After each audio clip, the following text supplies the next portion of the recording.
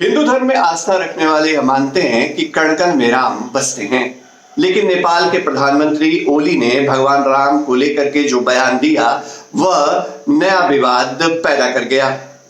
नेपाल के प्रधानमंत्री ओली ने भगवान राम को नेपाली बताया। यह बात खारिज कर दी कि भारत में भगवान राम का जन्म हुआ और अयोध्या भारत में है।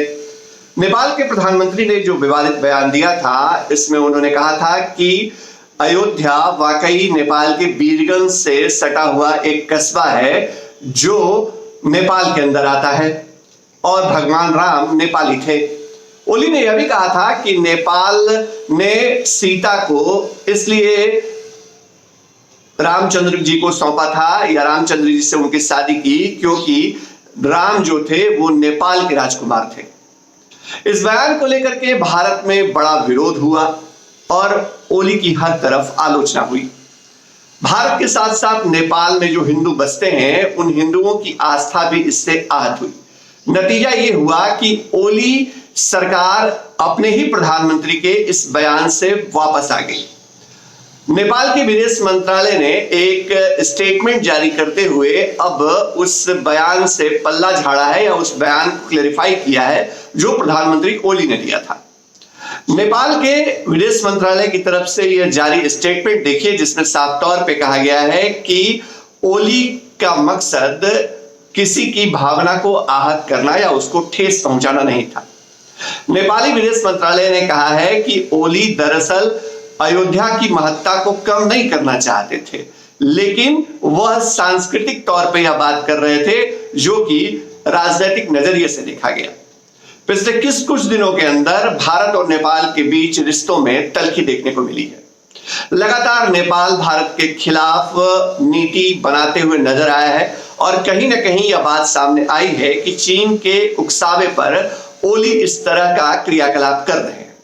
लेकिन इस बीच भगवान रामचंद्र जी को दिया हुआ यह बयान ओली के लिए सरदर्द बन गया, क्योंकि विरोध न केवल भारत में हुआ बल्कि नेपाल के अंदर भी।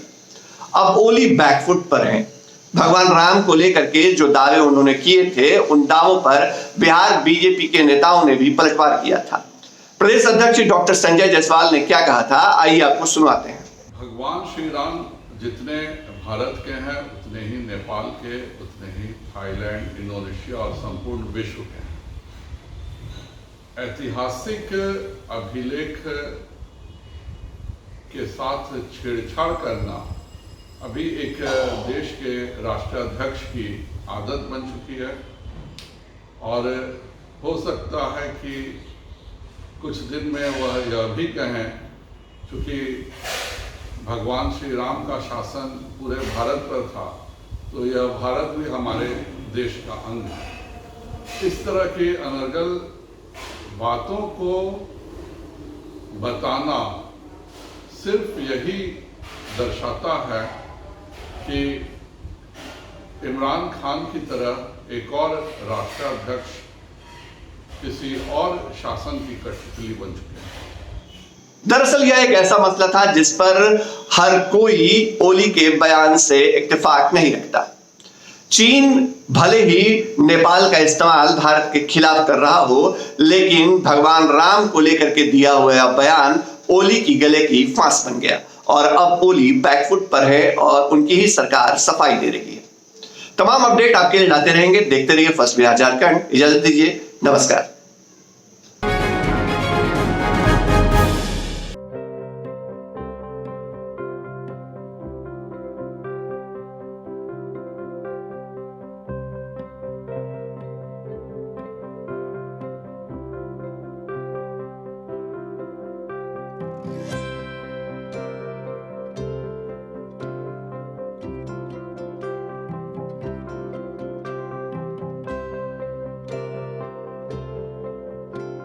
एक जिंदगी बचाने वाले को हीरो कहते हैं और 1000 जिंदगी बचाने वाले को health care worker. Our heart never hardens, our temper never tires. Our touch never hurt. We value what we do. We at Paras work for cause, not for applause. Lockdown के समय, lockdown के बाद हम हैं आपके साथ।